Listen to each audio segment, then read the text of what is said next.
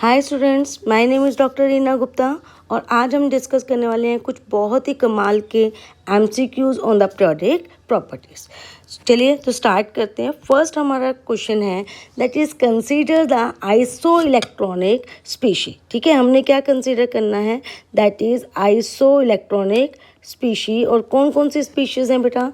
First is sodium ion, then magnesium ion, fluoride ion and oxide ion. और आपने इनका correct order of increasing ionic radii आपने लिखना है। फाइन, चलिए तो सबसे पहले we must know what is the meaning of isoelectronic species.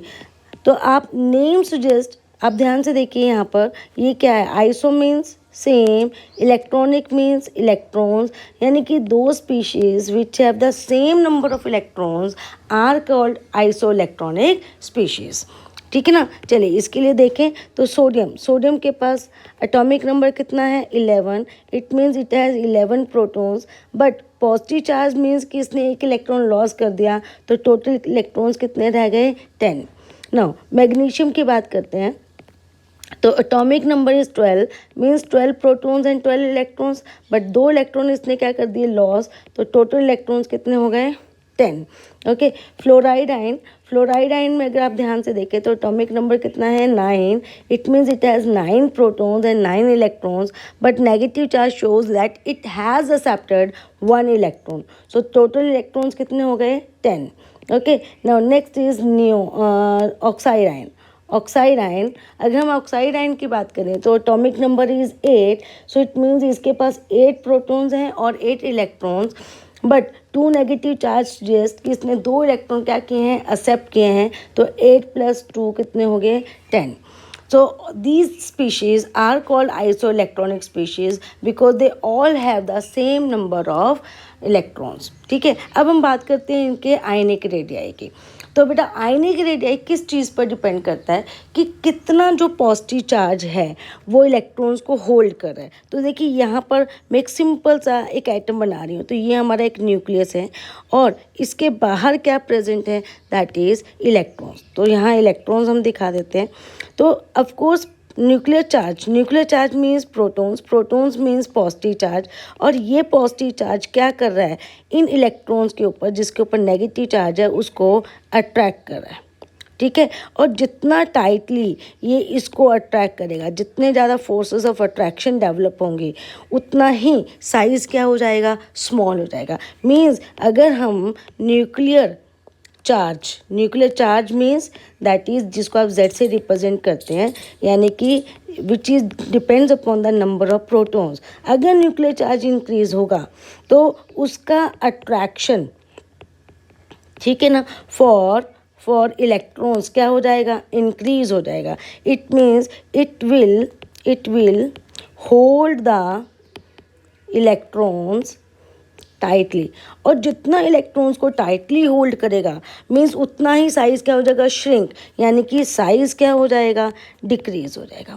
This is a simple फंडा अगर आपने किसी भी रेडियाई को स्टडी करना है, चाहे वो फिर कोवलेंट रेडियाई हो, चाहे वो फिर आयनिक रेडियाई हो। और आप यहाँ पर देखिए कि सभी के पास 10 इलेक्ट्रॉन है, लेकिन किसके पास सबसे ज़्यादा चार्ज है? देखो सबसे ज़्यादा न्यूक्लियर चार्ज है मैग्नीशियम के पास। इट मीन्स कि सबसे ज़्यादा जो 10 इलेक्ट्रॉन्स को होल्ड करेगा, और यहाँ पे कहें तो ये मैग्नीशियम होगा। तो सबसे छोटा साइज़ किसका होगा? मैग्नीशियम का।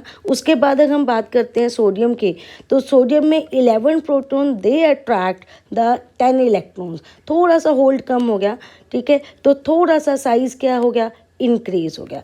But in case of the fluorine, अगर आप देखिए फ्लोराइड आयन, 9 प्रोटॉन्स जो हैं वो 10 इलेक्ट्रॉन्स को अट्रैक्ट करें, यानी कि पर इलेक्ट्रॉन जो है वो न्यूक्लियर चार्ज 1 प्रोटॉन से भी कम हो गया। इट मीन्स यहाँ पे होल्ड क्या हो गया? कम हो गया, या अट्रैक्शन कम होगी, एंड साइज़ क्या हो गया? इंक्रीज हो गया। ओके, और ऑक्सीजन की बात करें तो यहाँ पर प्रोटॉन्स का नंबर यानी न्यूक्लियर चार्ज और भी कम हो गया, तो it will be loosely held. ठीक है, it will loosely held the electrons, so it will have the large size. So what will be the order? सबसे पहले आएगा हमारा magnesium, then sodium, then fluoride, then oxide. It means this is the correct answer. Fine. चलिए हम second MCQ की तरफ चलते हैं। तो सेकेंड एमसीक्यू क्या है, the order of screening effect, ठीक है, order of screening effect of s p d and f orbitals, ठीक है, in a given shell of an outer atom on its outer shell electrons is. तो यानी कि हमें सिर्फ क्या करना है, हमें ये बताना है कि इन चारों में से S p d and F इनका स्क्रीनिंग इफेक्ट का ऑर्डर क्या है, ठीक है ना। एंड फर्स्ट ऑफ ऑल हमें पता होना चाहिए what is the meaning of screening effect. ये नॉर्मल रूटीन में हम करते हैं। आप देखिए कि सपोज कि कोई एक जो है स्टूडेंट क्लास में बैठा है, ओके, और टीचर इस जगह पर, इस पोजीशन पर टीचर जो है वो बोर्ड के पास खड़ा है, और यहाँ एक स्टूडेंट के पीछे एक स्टूडेंट बैठा है, देन फिर एक स्टूडेंट इसके पीछे बैठा है। तो ऑफ कोर्स ये जो स्टूडेंट है ये इस स्टूडेंट को क्या करेगा, स्क्रीन करेगा, ठीक है, ये इसको क्या करेगा, स्क्रीन करेगा। मीन्स इसको एक तरह से हम क्या कहेंगे कि क्या करेगा, शील्ड करेगा, ठीक है। तो इसको हम स्क्रीनिंग इफेक्ट को क्या बोलते हैं, शील्डिंग इफेक्ट भी बोलते हैं, and it is represented by the capital S, okay. अब आप ध्यान से देखिए कि जो हमारा जो शील्डिंग इफेक्ट है, ठीक है, that depends upon, shielding effect किस पे डिपेंड करता है, that depends upon the size of orbital, size of orbital, okay. और larger is the size, larger is the size of orbital, lesser will be the screening, lesser will be the screening, fine. देखिए कैसे, अगर मैं यहाँ पर s orbital लेती हूँ, ठीक है, देन अगर हम बात करते हैं p ऑर्बिटल की, देन d की, और यहाँ पर f की, ओके। तो s ऑर्बिटल का सबसे स्मॉल साइज है, दैट इज़ स्फेरिकल। p का उससे बड़ा है, दैट इज़ डम्बल। d का उससे बड़ा है because it is double dumbbell. p का उससे बड़ा है because it is triple dumbbell, ठीक है। एंड व्हाट हैपन्स, क्यों यहाँ पर साइज इंक्रीज होने पर जो स्क्रीनिंग है वो कम हो जाती है। चलिए तो एक एटम बनाते हैं, ठीक है, और देखते हैं कि कैसे स्क्रीनिंग होती है, ओके। तो ये है हमारा न्यूक्लियस, ओके, ये फर्स्ट शेल हो गया हमारा, this is the second shell, this is the third shell, okay. तो जो इनर शेल में इलेक्ट्रॉन्स प्रेजेंट हैं, they will shield the outer electrons. तो यहाँ पे कितने हो गए टोटल, 8 इलेक्ट्रॉन्स में डाल देती हूँ, ओके, कितने हो गए, ओके। कुछ इलेक्ट्रॉन्स हम कहाँ डाल देते हैं, थर्ड शेल में, ओके। याद रखिएगा कि inner shell electrons, inner electrons they shield और screen the outer electrons, outer electrons. तो सपोज कि यहाँ पर मेरा एक इलेक्ट्रॉन प्रेजेंट है, ठीक है, और ये इलेक्ट्रॉन जो है किस में प्रेजेंट है, that is present in suppose s sub shell, orbital के अंदर प्रेजेंट है। तो वो कॉन्टीन्यूसली इसी ऑर्बिटल में रिवॉल्व करेगा ना, बिल्कुल लाइक दिस। और जब तक वो इस ऑर्बिटल में रिवॉल्व कर रहा है तो वो इस इलेक्ट्रॉन को कम्प्लीटली क्या कर रहा है, शील्ड कर रहा है, ओके। लेकिन अगर मैं यही ऑर्बिटल कौन सा ले लूँ, दैट इज़ पी की शेप क्या है, डम्बल।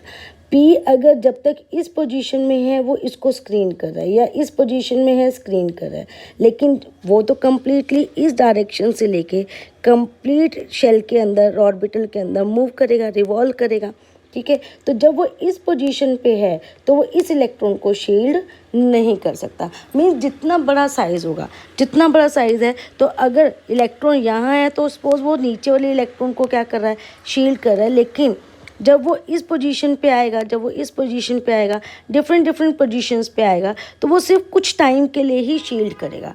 क्यों? क्योंकि शेप बड़ी डिफ्यूज़ है, शेप बहुत बड़ी है, और वो स्क्रीनिंग क्या होती चली जाएगी, कम होती जाएगी। इट मीन कि सबसे ज़्यादा शील्डिंग कौन करेगा बेटा, सबसे ज़्यादा शील्डिंग करेगा एस, क्योंकि इसका साइज स्मॉल है।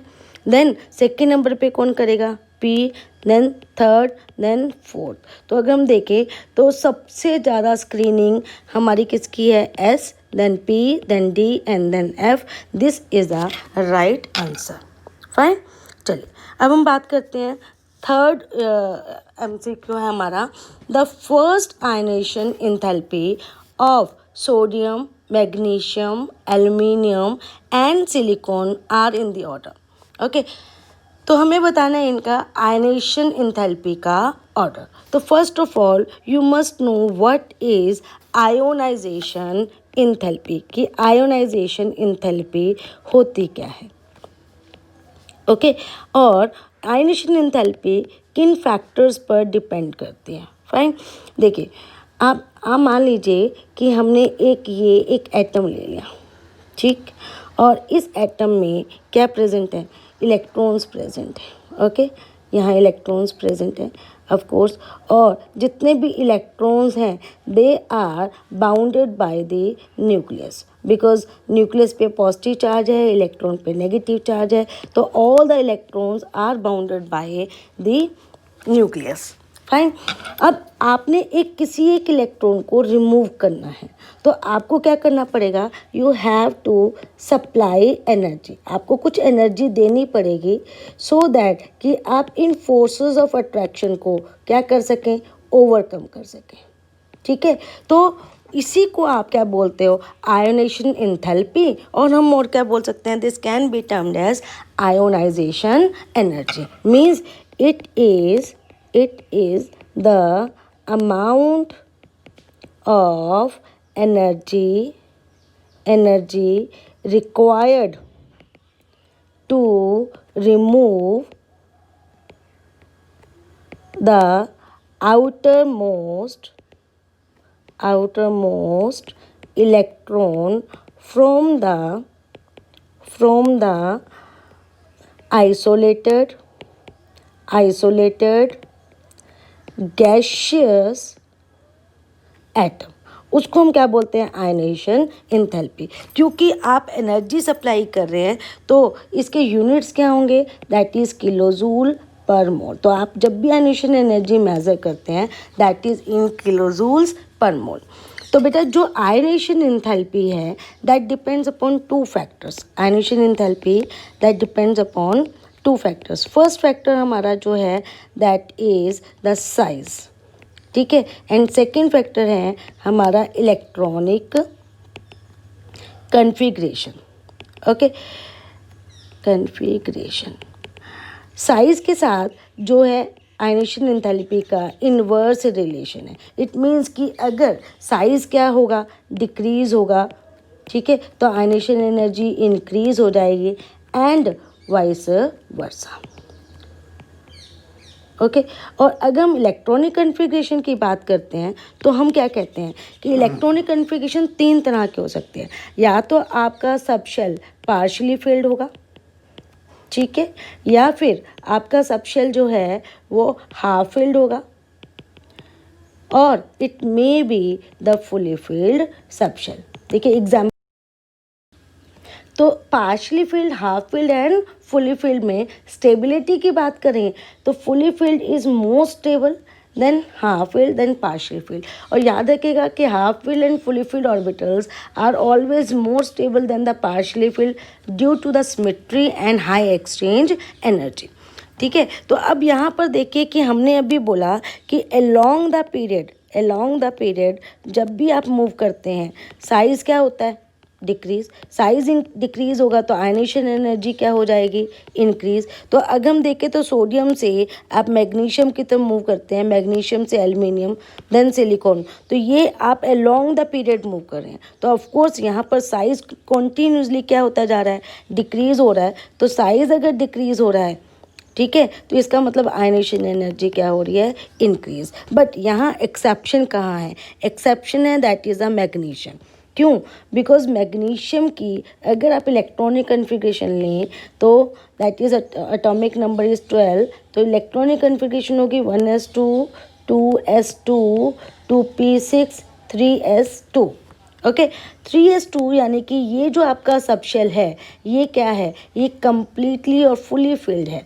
फुली फिल्ड होने के कारण ये क्या है, स्टेबल है। स्टेबल है तो it means it requires more energy to remove the electron, और क्योंकि एनर्जी ज़्यादा चाहिए इलेक्ट्रॉन रिमूव करने के लिए तो it has some exceptionally high electron ionisation energy as compare to aluminium. Okay तो हमारा सबसे कम आयनेशन एनर्जी किसकी रहेगी, that is of sodium, then aluminium, then magnesium and then silicon. तो आप ये ऑर्डर चेक करिए, ये ऑर्डर आपको कहाँ मिलने वाला है, ये ऑर्डर आपको ऑप्शन ए में मिल रहा है। So option A is the right answer.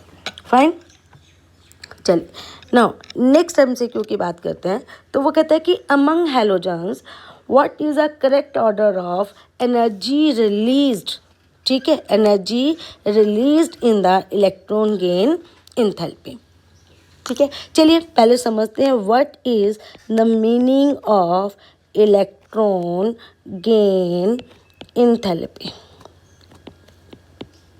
देखो बेटा, अगर आप देखिए एटम्स क्यों कंबाइन करते हैं, just to complete their shell, और अगर शेल को कंप्लीट करना है तो वो इलेक्ट्रॉन या तो लॉस करेंगे या गेन करेंगे। सपोज यहाँ पर हम हेलोजेंस की बात कर रहे हैं बेटा, जब आप हेलोजेंस की बात कर रहे हो तो मान लीजिए कि मैंने यहाँ पर फ्लोरीन ले लिया, ठीक है, fluorine has atomic number 9, okay, तो it means its electronic configuration is 1s2 2s2 2p5 2p5। अगर मैं इसकी बात करते हैं तो आप देखें यहाँ पर कि ये जो एक इलेक्ट्रॉन अगर एक्सेप्ट कर ले तो it can achieve the noble gas configuration. It means कि द फ्लोरीन एटम, इसका मतलब क्या हो गया कि जो आपका फ्लोरीन एटम है that has affinity for incoming electron. Means कि अगर इसके पास एक इलेक्ट्रॉन आएगा तो उसके लिए इसके पास कुछ फोर्सेस ऑफ अट्रैक्शन है, ये चाहता है कि ये एक इलेक्ट्रॉन को क्या करे, एक्सेप्ट करे। तो बेटा अब मान लीजिए ये मेरा एक न्यूक्लियस है, ठीक है, और यहाँ पर कितने इलेक्ट्रॉन्स प्रेजेंट हैं, that is 2 electrons in the first shell and 7 electrons in the second shell. Okay, और एक इलेक्ट्रॉन बाहर से आ रहा है तो क्या इसको एक्सेप्ट करेगा, बिल्कुल करेगा। लेकिन जब इसको एक्सेप्ट करेगा तो कुछ फोर्सेस डेवलप होंगे किसके बीच में, इस इलेक्ट्रॉन के बीच में और इस पॉजिटिव चार्ज न्यूक्लियस के बीच में, ठीक है। तो जैसे ही कोई एक एटम क्या करेगा, किसी इलेक्ट्रॉन को एक्सेप्ट करेगा तो फोर्सेस ऑफ अट्रैक्शन डेवलप होंगे, और फोर्सेस ऑफ अट्रैक्शन जो इनकमिंग इलेक्ट्रॉन और न्यूक्लियस में डेवलप होंगी उसकी वजह से क्या होगा, एनर्जी रिलीज़ होगी, ठीक है। और उसी एनर्जी रिलीज़ को हम क्या बोलते हैं, इलेक्ट्रॉन अफिनिटी। मीन्स कि कितनी अफिनिटी से वो इलेक्ट्रॉन को एक्सेप्ट करता है, या आप कहें कि जब वो इलेक्ट्रॉन गेन कर रहा है तो कितनी एनर्जी रिलीज़ कर रहा है, that is called electron gain enthalpy. Okay, तो जस्ट लाइक आयनेशन एनर्जी, जो इलेक्ट्रॉन गेन एंथैल्पी है, ओके, वो किस पे डिपेंड करती है, that also depends upon the size. Okay, अगर साइज डिक्रीज होगा तो यहाँ पर जेड इफेक्टिव क्या हो जाएगा, increase, means the nuclear charge increase हो जाएगा। न्यूक्लियर चार्ज इंक्रीज होगा तो इलेक्ट्रॉन को अट्रैक्ट करने की या इनकमिंग इलेक्ट्रॉन को एक्सेप्ट करने की टेंडेंसी इंक्रीज होगी, तो इलेक्ट्रॉन गेन एंथैल्पी भी इंक्रीज हो जाएगी एंड वाइस वर्सा।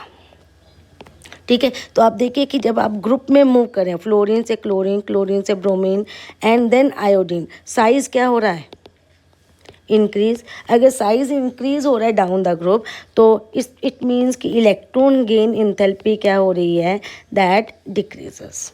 फाइन, यहाँ तक क्लियर है। लेकिन अब आप ध्यान से देखिए तो यहाँ पर कुछ एक्सेप्शन है, ठीक है।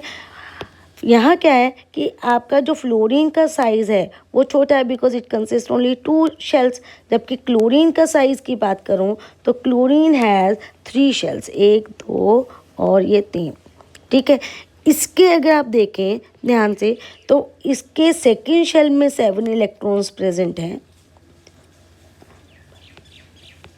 और इसके थर्ड शेल में 7 इलेक्ट्रॉन्स प्रेजेंट हैं और हर इलेक्ट्रॉन पे क्या प्रेजेंट है, negative charge. Negative charge means कि ये 2 इलेक्ट्रॉन्स जब नज़दीक नज़दीक प्रेजेंट हैं, it means there will be inter electronic repulsion. तो यहाँ पर क्या हो जाएंगे, inter electronic repulsions. So because of these inter electronic repulsions tendency to accept incoming electron that decreases।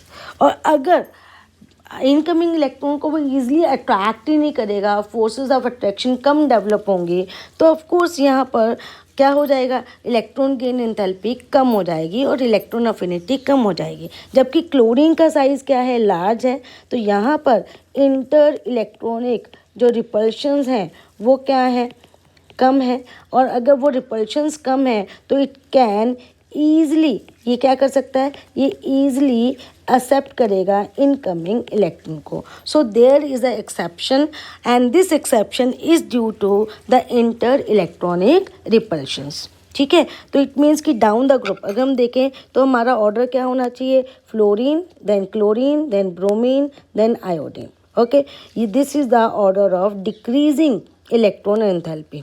Okay, तो ये हमारा ऑर्डर होना चाहिए। लेकिन हमने कहा कि यहाँ पर एक्सेप्शन है, यहाँ पर अगर एक्सेप्शन है तो क्लोरीन पहले आ जाएगा, then fluorine, then bromine and then iodine. So this will be the correct order. तो हम चेक कर लेते हैं। ठीक है, तो C option has the correct order.